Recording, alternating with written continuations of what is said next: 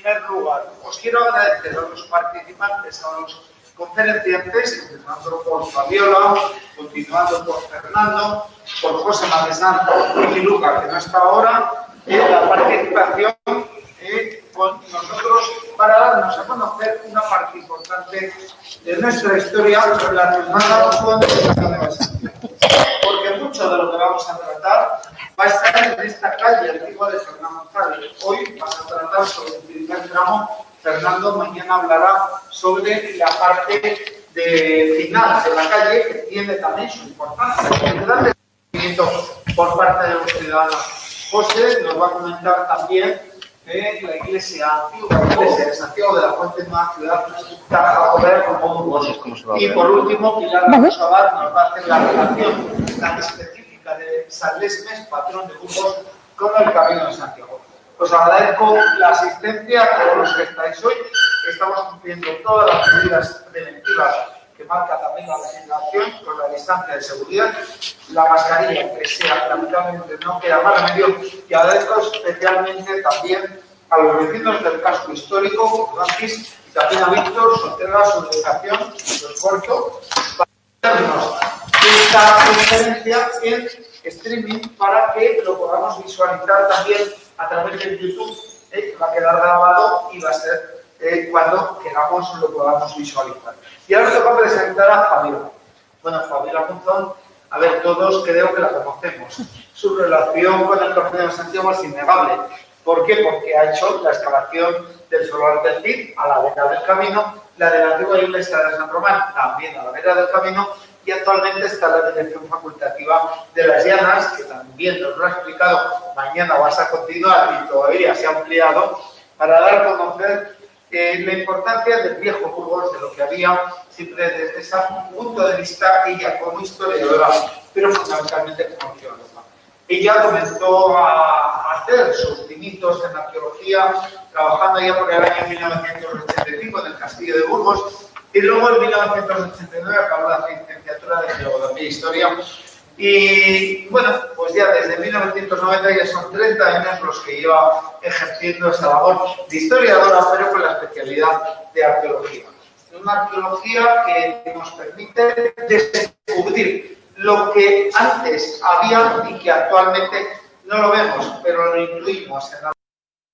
Gracias a las explicaciones de que yo como historiador me sorprendo siempre con los arqueólogos que ven cosas y yo digo, me lo imagino, pero no lo veo, ¿no? Pero bueno, realmente es un placer y ha participado en numerosos congresos, cursos, seminarios, ponencias. Tiene más de 400 intervenciones relacionadas con la arqueología, trabajando no solamente en Burgos, sino también en Valencia, en Salamanca, en La Rioja y en Toledo. Son innumerables, bueno, en el currículum, innumerables participaciones que tiene en intervenciones fundamentalmente arqueológicas. Y yo, desde luego, Fabiola, ya tienes tú la palabra. Muchísimas gracias por estar con nosotros y poder contar contigo, con tu sapiencia, para darnos a conocer lo que tenemos justo enfrente, la antigua iglesia de Santiago del Viejo. Muchas gracias. Bueno.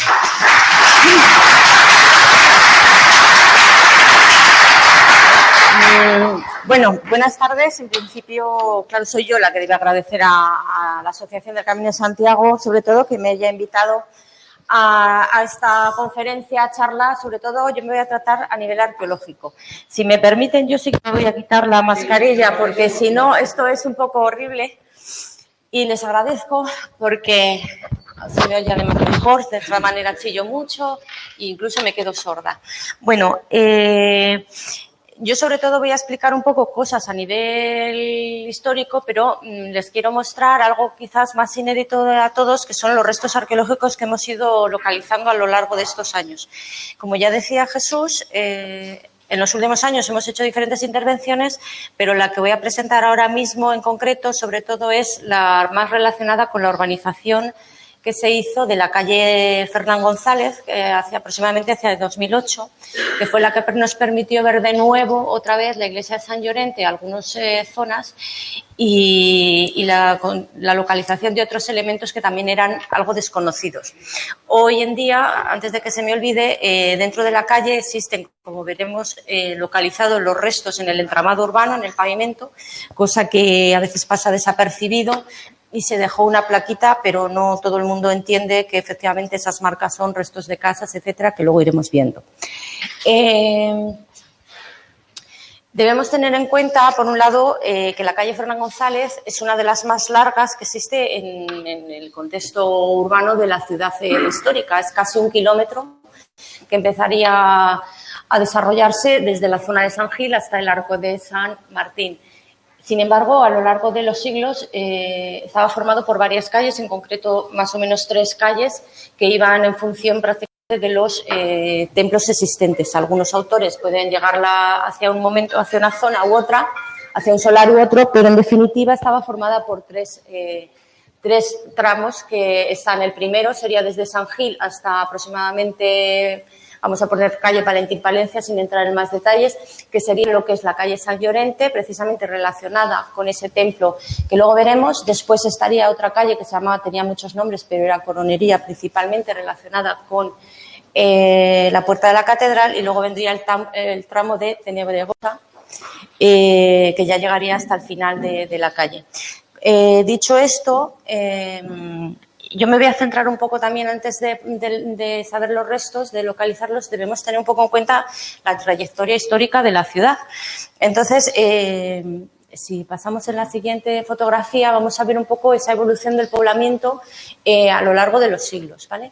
Tenemos que la primera fundación, al menos como ciudad medieval, la podemos situar en el siglo IX, aproximadamente en el año 884. Hay una fundación de una fortaleza relacionada con el establecer un posicionamiento frente a las razas musulmanas que existían e invadían el territorio.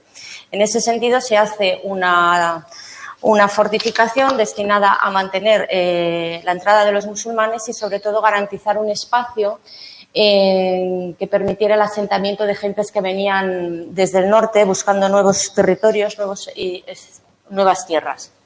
En ese momento tenemos en esta diapositiva 2 imágenes muy claras, que una sería cómo estaba Burgos en el año 1072, en el que vemos en la parte de arriba del cerro, en el que estaría una pequeña fortaleza con una pequeña ciudad, la parte de arriba.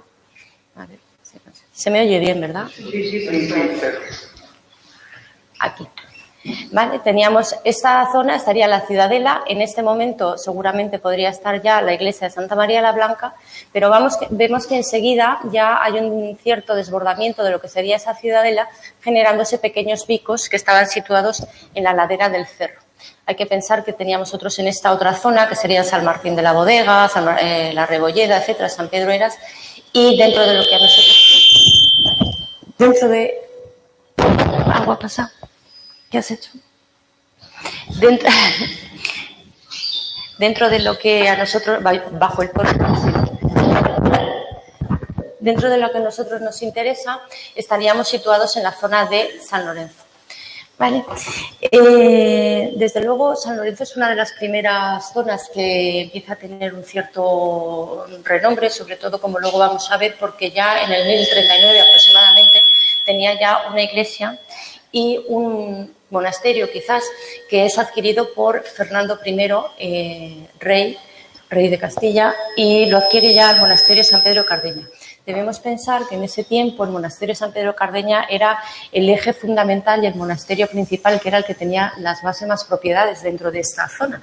Luego será a partir de la construcción de la catedral románica hacia el 1080 cuando el cabildo adquiera propiedades y que sea uno de los principales promotores y principales propietarios del terreno. Como ven, es una ciudad muy pequeña, pero hay una figura importante que debemos destacar, que va a ser Alfonso VI. Alfonso VI es fundamental para el desarrollo de Burgos como ciudad porque va a llevar una serie de medidas que van a fomentar precisamente ese despegue de esa pequeña ciudad frente a otras que se habían ido poblando también en aquellos tiempos de lo que se llama, entre comillas, repoblación. Una de ellas es el traslado de la sede episcopal, aunque ya se piensa que pudo haberlo hecho su padre Fernando I. Otra es el fomento del Camino de Santiago. Para eso va a ser fundamental porque va a convertir la ciudad en un nuevo plano caminero.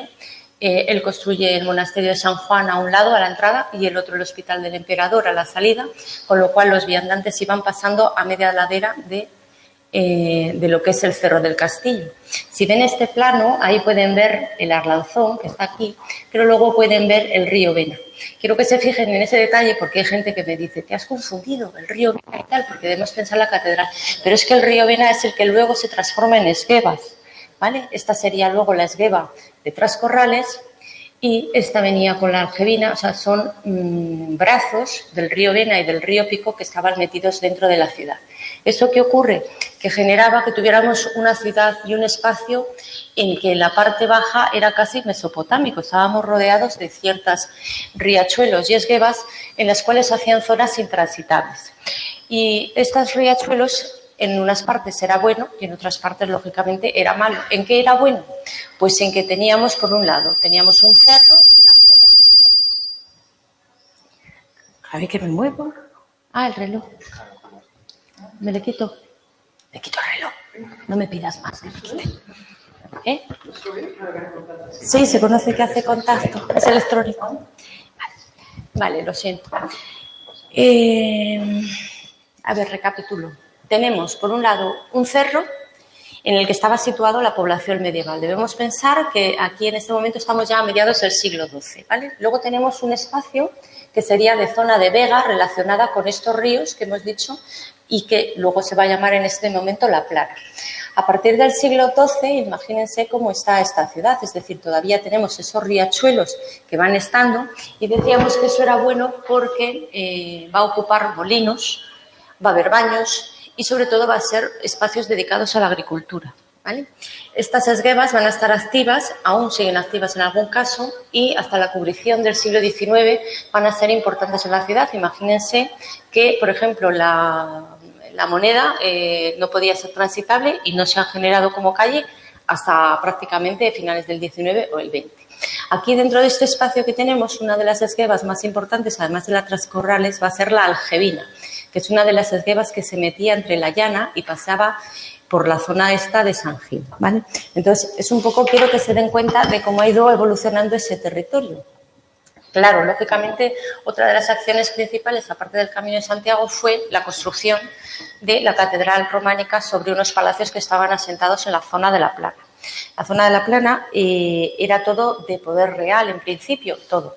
Bueno, a veces luego hay que hacer pequeñas puntualidades, pero dense cuenta que luego nos quedan, por ejemplo, el corral del huerto del Rey, que nos está diciendo que era patronato real. Tenemos también el corral de los infantes, que a partir de Alfonso VIII pasará a la zona del Cabildo. Es decir, todo eso eran terrenos reales que fueron donándose para que se fueran construyendo las distintas edificaciones y, sobre todo, que engrandeciera la catedral, ¿vale?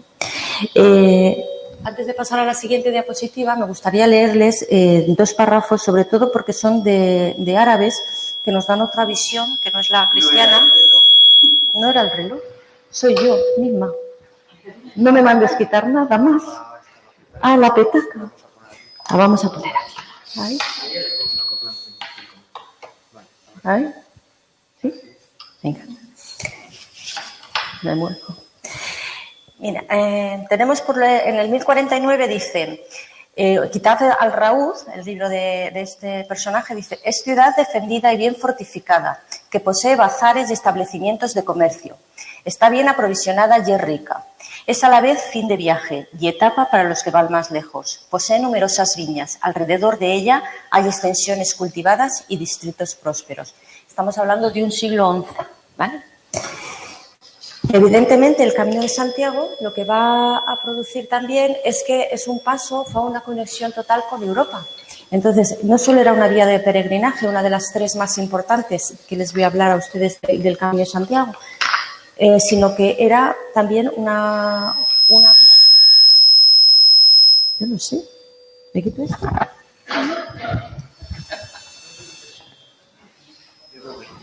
Juro que no llevo más.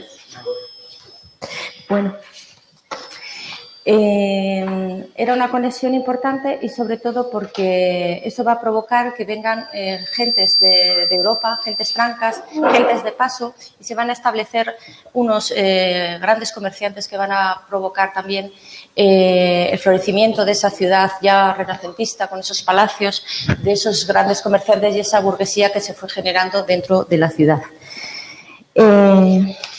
Ahora que pase. A ver. Pásame, por favor. Nada, no. Sentimos esta imagen repetida reiteradamente. Como ven, no tenemos, desgraciadamente en Burgos no tenemos planos antiguos de la ciudad. El más antiguo es de 1700 y algo, de Bernardo Lana, y todo pueden ser hipótesis que podemos ir haciendo, y entonces hay un autor que esboza una idea y la copiamos todos y la vamos repitiendo.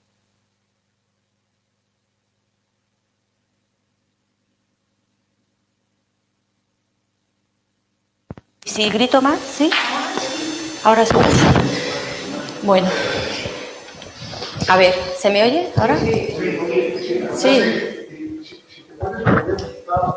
Si me... Que me mueva. Ah.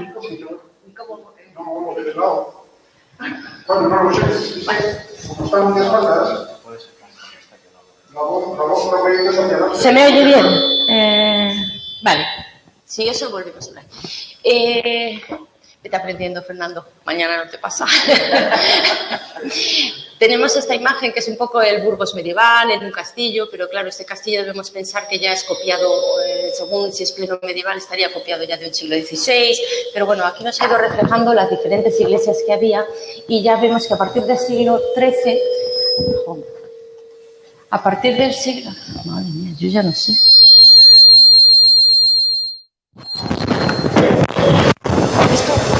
A ver.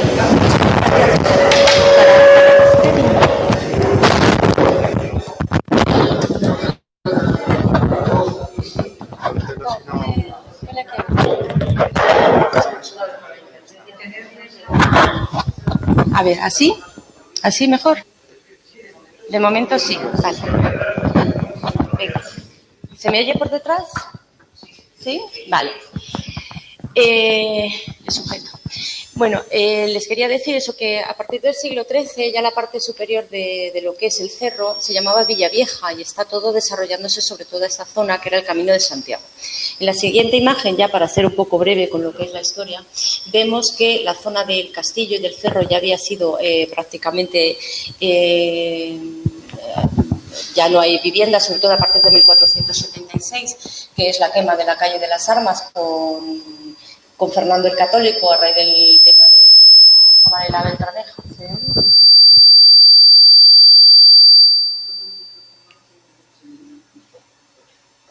Bueno, y lo que tenemos es que dentro de lo que es la ciudad ya bajo medieval empiezan a diferenciarse zonas que tienen un diferente valor, sobre todo la zona que va a estar relacionada con la catedral que luego había ido haciendo Fernando III el Santo con ese aniversario que casi celebrábamos ayer, tal día como ayer. Van a ir surgiendo una serie de construcciones que lo que van a ir provocando es que las construcciones que había habido relacionadas con las diferentes iglesias medievales se vayan absorbiendo por parte de las nuevas capillas de la catedral. Es decir, que a lo largo de la Edad Media, por medio del Camino de Santiago, lo que habíamos tenido en este espacio inmediato era, por un lado, la iglesia de San Llorente, aquí les marca un poco la alcedina. Es que como no veo bien, pues voy marcando aquí un punto, porque con la gafa tampoco veo, pero bueno. Esta es la catedral, ¿no? Ahí me parece. Tendríamos la iglesia de la catedral y luego tendríamos la iglesia también de Santiago de la Fuente, de la que nos hablará pasado mañana nuestro compañero, y esas tres habían ido generando también barrios alrededor suyo. A medida que se va engrandeciendo la fábrica de la catedral, se va absorbiendo esas casas y ese parcelario, incluso se van derribando casas, como hemos podido ver a lo largo de los siglos XVII, XVIII e incluso XIX y XX, como ha ocurrido recientemente en la llama. Es cada vez que se toca, ¿eh? Bueno, seguimos ya un poco más rápido para ver lo que es la iglesia en sí. Y empezamos viendo el famoso dibujo de Antón Picaret de 1565, en el que vemos una ciudad en lo que prácticamente va a pervivir así hasta principios del siglo XIX, con algunos cambios en el que desaparece la muralla, pero como vemos tenemos el castillo, la Blanca y las iglesias alrededor y toda la zona del cerro ya prácticamente abandonada. La iglesia nos la sitúa muy bien aquí. Hay que decir que este dibujo es bastante fiel y para los arqueólogos y historiadores es un lujo contar con ello. No lo estoy tocando. Vale. Y tenemos la iglesia de San Llorente que estaba en esta... Vale. Hay que decir que a lo largo del siglo XVI, como habíamos dicho, teníamos una serie de casas en las que sobre todo se van a asentar esa nueva burguesía mercantil que había ido surgiendo a través del Camino de Santiago y sobre todo también a través de la Universidad de Mercaderes y que luego derivó en el Consulado del Mar a lo largo del siglo XVI. Teníamos en este sentido la Casa de los Cubos, la Casa de los Lerma, Palacio del Castiljalé, etcétera, que son una serie de casas que han ido quedando, algunos de su huella de palacios, otras desgraciadamente han desaparecido, como las del Marqués de Lorca, los Patiño, los Santos, los Ricos, etcétera. Y no me voy a detener en ello porque creo que mi compañero Fernando se va a detener mucho más y es más especialista sobre todo en temas de heráldica y nobiliarios y nos hará seguro que una magnífica exhortación al respecto. Hay que decir que a lo largo del siglo XVII, un viajero que era navallero nos dice: esta vía agrupaba diferentes gremios, entre los que cabe destacar plateros, caldereros y vendedores de paños y lienzos. Es un poco esa zona rica relacionada con los mercaderes, pero sobre todo asentada con esa burguesía. En cuanto a la iglesia de San Llorente que vemos ahí, la documentación existente pues, es abundante, pero desgraciadamente tampoco sabemos mucho de ella, porque es una de las que desaparece más tempranamente, desaparece en el siglo XVIII y la conocemos a través de ciertas documentaciones, algunos restos que han ido apareciendo a lo largo de los últimos años y descripciones pues, que entre unos y otros tampoco se ponen de acuerdo. La primera noticia que tenemos de esta iglesia es del año 1039. Habíamos hablado de que la adquiere Fernando I, rey de Castilla, con el fin de quizás traer la sede episcopal. Siempre en ese sentido ha habido una controversia entre esta iglesia, podía haber sido la primera catedral o frente a los palacios de Alfonso VI, etcétera. E incluso alrededor de esta iglesia, si nos da tiempo podríamos hablar de ello, existían también otros palacios que se conservaron, que fueron otro palacio episcopal frente al que desaparece en 1914 y estaba situado delante de la catedral, y este sería también ubicado en la parte de la llana y que será conocido como el Palacio de los Picos. La iglesia de San Llorente era, como vemos, surge como un patronato real y pasa por herencia entonces a Sancho II y como tal luego pasó a Alfonso VI. Ya en el año 1068 nos dice que estaba hecha la Civitate Ecclesia Sancti San Laurenti. Y luego en el año 1091 también hay una transacción con respecto al monasterio de San Juan. Sabemos que en los alrededores de esta iglesia existían hornos, existían casas y que en el año 1085 en concreto hay datación de un horno. A lo largo de los siglos XIV y XVI esta iglesia contaba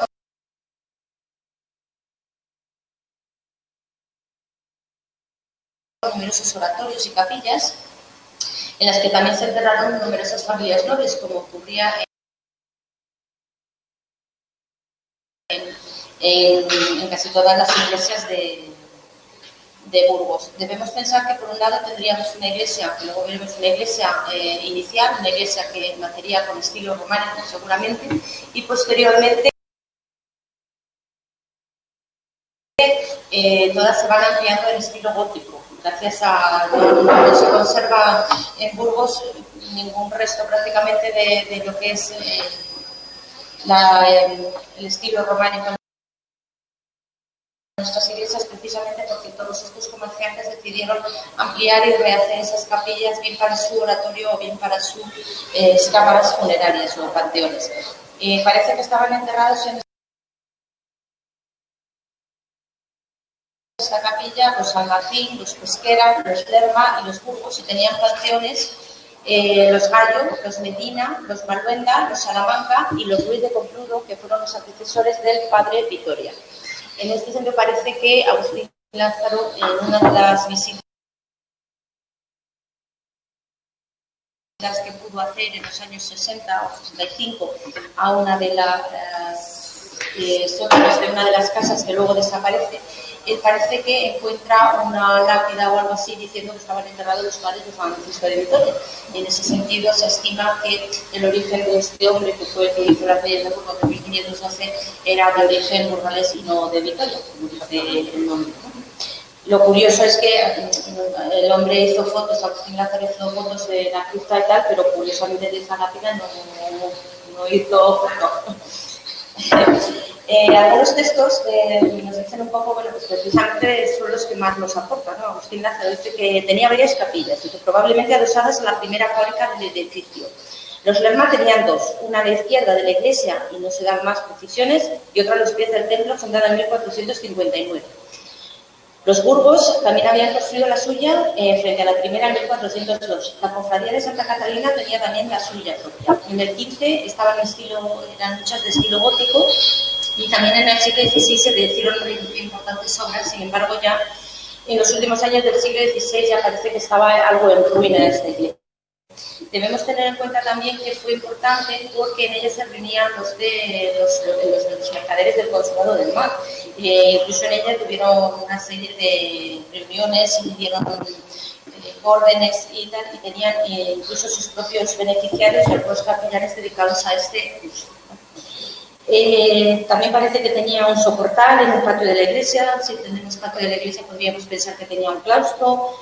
Y bueno, tampoco hay muchas más noticias, salvo por los grabados que pudo tener una torre que estaría situada, esta que vemos aquí, que estaría situada en el extremo final. ¿Conocemos algo más de la iglesia por los datos que nos aporta, sobre todo la demolición y sobre todo los restos que hemos ido encontrando posteriormente? Esta iglesia permaneció posteriormente como legado de los padres jesuitas hasta que se destruye y se demuele hacia 1783, y el solar queda como parte pública, que estaría situado debajo de la Plaza de los Castaños, que es la que todos conocemos, y las piedras, etcétera, la mayor parte de las piedras, porque otras, como vemos, se quedaron ahí, pasaron a ser utilizadas en el nuevo colegio de la Compañía de Jesús en la calle San Lorenzo. Hay un archivo, un expediente que incluso nos deja este plano, que es de la Frilleta, que es una vez que se había demolido la vivienda, y este es el que está reflejado en una placa de la calle, en el que sitúa cómo se deben dejar los restos de la iglesia. Debemos tener en cuenta que esta obra que hay aquí es de los años 80, del siglo XX. Y entonces es interesante, sobre todo, que vean un poco la cabecera, cómo la separa. Esta es la casa de Marcos de Lorca, que ahora mismo estaría situada en esta zona, y es esta casa que hay, que no tiene nada, es un patio, un jardín. También es interesante aquí la casa del señor Corbera, que es la que hace esquina con la llana, porque nos está diciendo una serie de datos que van a ser interesantes. Y esta casa nueva que se produce una vez que se ha demolido la iglesia de San Llorente. La Real Orden se hace en 1782 y lleva el sello de Carlos III, y se solicita que se haga con los restos, que se trasladen y que se decida qué se hace. Entendiendo que es un espacio público, se decidió que Manuel Pardo y Agustín Pérez, en 1777, después de realizar la iglesia, llevaran a cabo, se llevara la piedra y se hiciera una nueva pavimentación y una nueva reconstrucción del espacio, que quedaba a modo de... Aquí se hace una escalinata a la romana, dice el proyecto de los años 80. Parece ser que de la otra manera también quedaría una especie de graderío para poder salvar el desnivel de casi 3 metros en el que está el suelo de la calle, como luego veremos.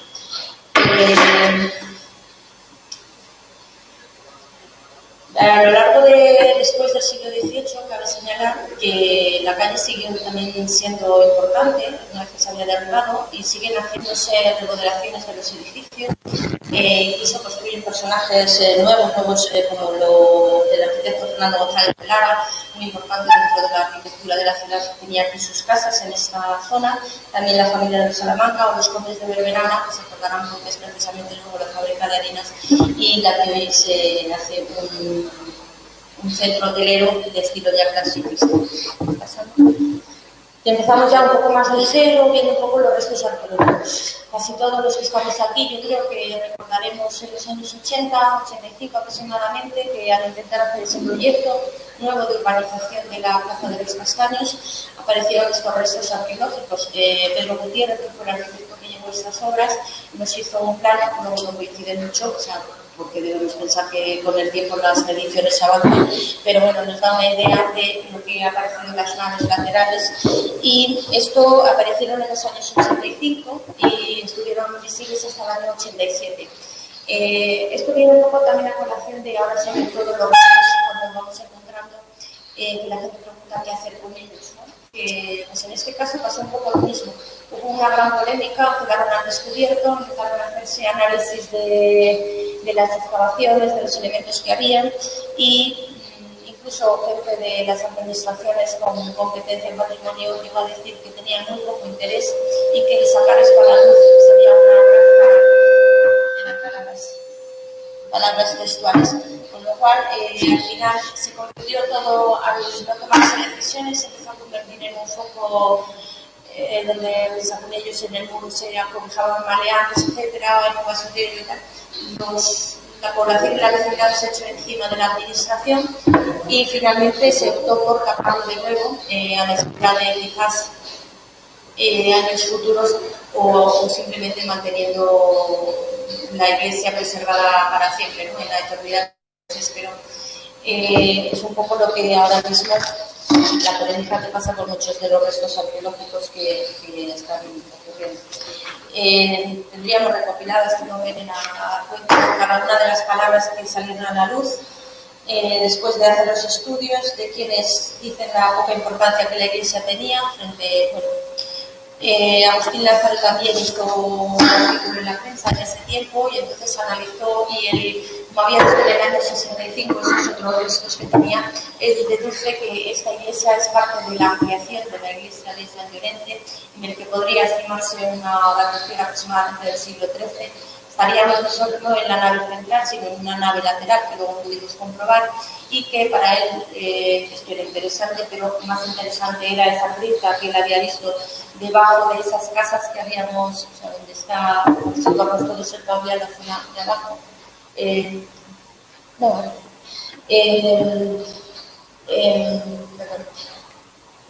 La cripta que estaría situada ahí y en la parte que veíamos arriba de Casa Nueva, que se hace después de la demolición de la vivienda, porque hay que pensar que una vez que se derriba la iglesia, el resto de dependencias que existían alrededor quedan prácticamente en ruina. La parte superior, lo que es el Bavia, era la zona que veremos luego, sacristía, y donde estaba la torre, y la parte de abajo, esa casa que estaba adosada a la iglesia de San Llorente, quedó prácticamente destacada y hay expedientes que obligan a rehacer ese tipo de estancias. En una de ellas es donde debía estar esa cripta, esa primitiva iglesia románica que se adquiere ya en época del 39, pero prácticamente desconocemos porque todas esas viviendas a lo largo del tiempo han sido arrasadas. ¿Sí pasamos? Esta es la casa que se ve, el inicio de la Plaza de los Castaños. La casa, y sobre todo es interesante esta imagen que vean aquí, sobre todo porque ahora estamos viendo una calle que dentro de lo que es estrecha es bastante amplia, porque en origen aquí tendría unos 5 metros aproximadamente, y en la parte más avanzada hacia la catedral tenía solo 3 metros. Era una calle muy angosta, muy estrecha. Aquí podemos ver un arco que no se había derribado, y esto es una obra polémica también que hay en los años finales de los años 60, en el que varios arquitectos tienen expedientes encontrados entre unos y otros, unos que les parecía que estaban en ruina, otros que no les parecía que estaban en ruina, y finalmente termina devolviéndose en lo que sería parte de esa torre y esa sacristía que perteneció a la iglesia de San Llorente. en este edificio ya tan moderno, que bueno, pues todo lo que había aquí y tal. Evidentemente estábamos en años en los que no se hizo documentación ninguna y no podemos contar con registro arqueológico al respecto.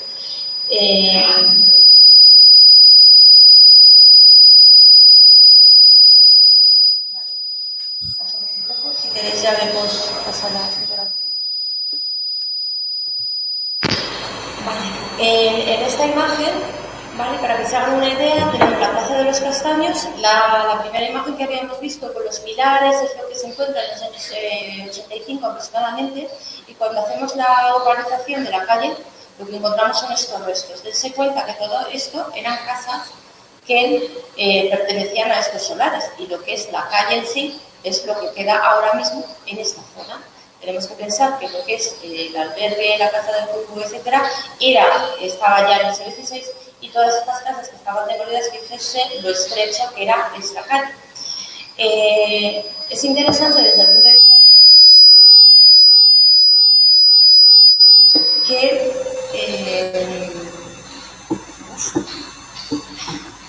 que las viviendas en sí, porque estamos viendo a lo largo de las excavaciones, yo siempre digo que las máquinas no han entrado hasta el siglo XX, es decir, que se han reaprovechado muchos de los elementos existentes de las construcciones. Es decir, que muchos muros de los parcelarios existentes se han ido reaprovechando y reabsorbiendo en las nuevas construcciones, y solo se tiraban a veces las fachadas para conseguir alineación. Inicialmente una casa podía tener esta entrada, esto aquí, y es hasta el siglo final del siglo XIX, principios del XX, cuando se genera una alineación para que todas las calles sean regulares, como las conocemos ahora.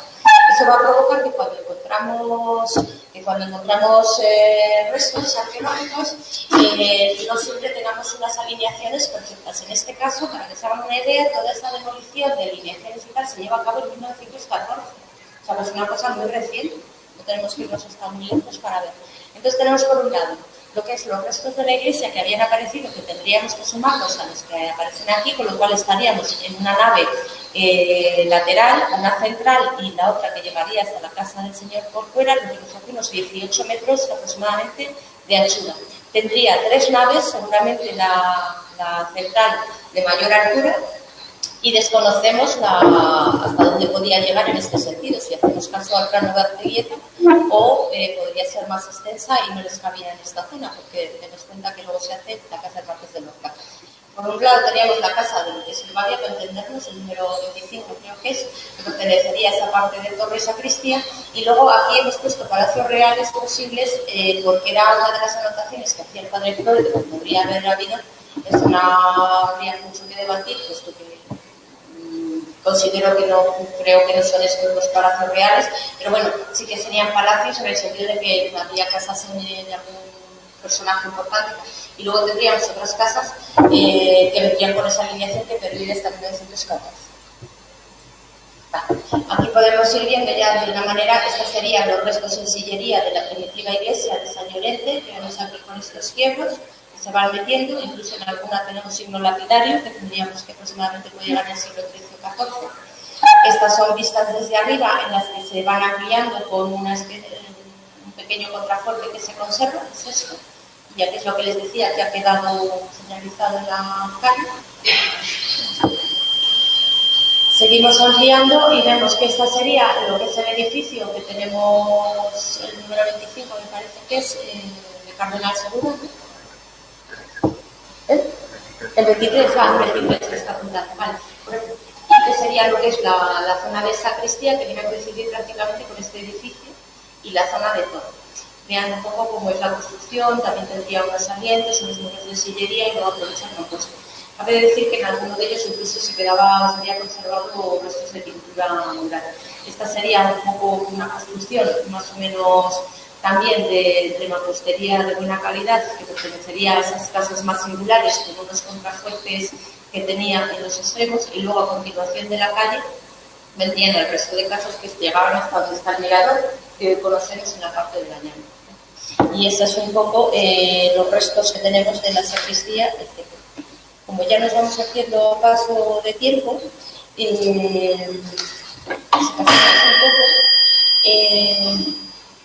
En esta imagen vemos de nuevo lo que les decía, la zona de la sacristía, esa zona de construcciones, vean cómo es una fábrica de buenos sillares alrededor y mampostería al interior.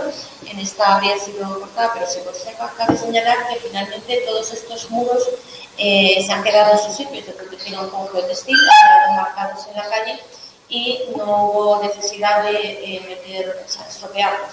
Es uno de los temas que cuando es diferente una excavación de investigación en la que todo lo podemos conservar o cubrir, y cuando estamos en una obra de urbanización tenemos que pensar que también hay que dar servicio al gas, al alumbrado, al colector, al saneamiento. Y claro, los vecinos lógicamente también quieren estar adaptados a esas nuevas circunstancias. No todo ver esto arqueológico. Esto es uno de los contrafuertes. Aquí en esta zona encontramos pintura mural, las imágenes que debo agradecer aquí a los vecinos de la zona que en su momento me dejaron subirme con botas sobre toda su casa hace 70 años. Ya un poco finalizando, para no aburrirles más y con esto ahora que se ha relajado. Aquí vemos la imagen de San Lorenzo, un guiño que hace la propia catedral mirando hacia lo que fue la iglesia de San Lorenzo, el viejo San Llorente. Tenemos aquí con la parrilla, está aquí en una de estas fábricas. Y esto es la excavación ahora mismo que está en boga, que es la excavación de la llana. Aparte de para que vean también los restos de esas casas y de esa magnitud, es que en una de estas zonas estaba lo que era la antigua también calle de San Llorente, porque llegaba desde las traseras a lo que era la iglesia. Si recuerdan el asador Aranda, ahí a mano, si lo miran, a mano derecha tienen como un arco, eso era una calle, que luego se me han ido más o menos no apropiando, utilizando, vamos a decir la palabra, los vecinos de la llana, entre la llana y la calle de Fernán González y las casas de Fernán González, también había una calle, incluso pasaba una pequeña esquina. Esta es la excavación que se puede ver muy bien desde los balcones de este mirador, que cabe señalar para quien no se acuerde esta escalinata que hay aquí desde el año 1906 o 1907, es simplemente para que se hagan una idea de que las cosas a veces están más cercanas de lo que pensamos, que como ha ido cambiando todo el urbanismo, y esta manzana se tira a principios del siglo XX, para que se hagan una idea. Aunque va a hablar mi compañero Rafa Sanz sobre esto más detenidamente, hizo su tesis doctoral incluso sobre todos los entresijos de este momento de la catedral, yo simplemente quiero apuntarles a nivel arqueológico. Esto estamos dentro del patio de Tellejería. Esta es una fuente, la antigua fuente de Tellejería que localizamos, porque curiosamente cuando estábamos haciendo la calle, Fernán González apareció un agujero. Me dijeron, mira aquí lo que ha salido. Y yo pensaba que me tomaba el pelo, para que gente que era una gran galería, ¿verdad? Entonces pudimos entrar porque tiramos estas piedras que había aquí y encontramos que era un arca, seguramente una arca aprovechada del siglo XVI. Cuando hablamos de arca, eran una especie de aljibes o recintos que utilizaban para recoger el agua, y luego hay una obra importante de este espacio, o sea, la parte de la bóveda de arriba, porque estaba roto por Telefónica, que luego por Telefónica tuvo que pagar lógicamente el arreglo de esto porque lo dio y se ganó. Y este es el interior, y dense cuenta que esto es un sarcófago. Entonces, en el siglo XVIII, cuando se hace la remodelación de esta fuente de Tellejería, precisamente se utiliza un sarcófago.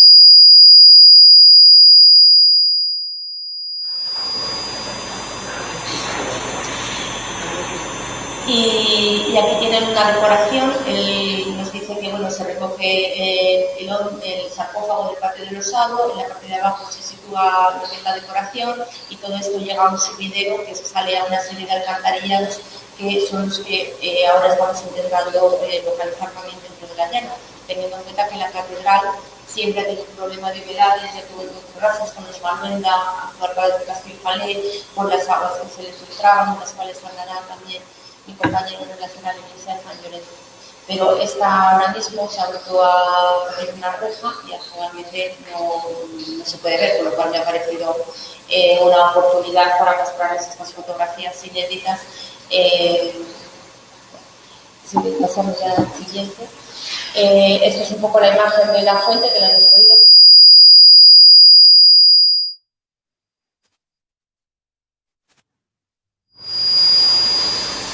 Que se hagan una idea de cómo es la la habitación, con el sepulcro, cómo va luego a desaguar, etc. Y finalmente, ya para terminar, les voy a poner unas imágenes de esa cámara, esa galería subterránea que existe desde el patio de Pellejería, que se atraviesa la calle Fernando González y sale a la plaza de Santa María, que a mí me parece un sitio recóndito y mágico dentro de ese Burgos subterráneo imaginario. Esta es la cámara bufa que se hace también dentro del muro de 1626, ese gran murallón. Esto se hace para aliviar el agua de la catedral. Aún así no fue suficiente, posteriormente ya hubo que hacer unos nuevos sumideros. Esta es la bóveda que encontramos cuando hicimos la calle Fernando González y una alcantarilla alrededor. Cabe decir que esta bóveda tiene unos 0,90 de ancho, no es muy ancha, y luego tiene en esta zona más o menos unos 3 metros, y sin embargo en la parte de arriba llega hasta la calle Fernando González, o sea que desde el patio hasta ahí tendría unos 5 o 6 metros. Aquí tenemos la división de arcos fajones de una manera intermitente, y bueno, la cámara está seca, pero sigue filtrándose de alguna manera agua y no sabemos dónde está. Si me permiten y quieren ver un pequeño vídeo de esa cámara bufa, como final y como el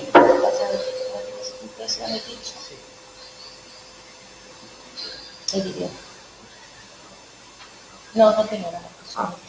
Es silencioso. Es un vídeo que dice que igual no se oye. Es silencioso. Simplemente cierren los ojos e imaginen que están paseando por el interior de la tierra y alrededor de la catedral.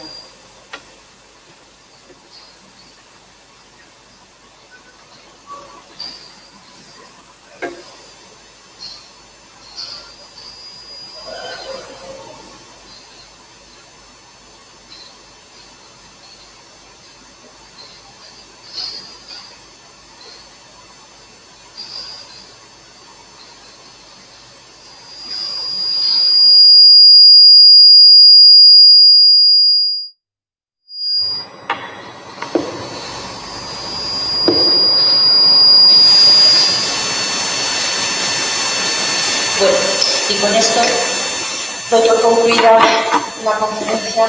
Con esta es una imagen, una sección de la que pudimos hacer, y doy por concluida esta conferencia en la que efectivamente Jesús los sigamos siguen pululando por aquí, entonces el día, pero bueno, espero no haberles aburrido mucho, espero haberles mostrado una imagen un poco diferente de la ciudad y bueno, si tienen alguna pregunta que les pueda ayudar a resolver, y simplemente que espero que con esto aprecien un poco, ya sé que apreciar la ciudad, pero que aprecien un poco esos restos arqueológicos que a veces son invisibles, ¿no? Que parece, bueno, unas piedras más, ¿no? Las piedras nos hablan mucho, pero hay que estudiarlas mucho también.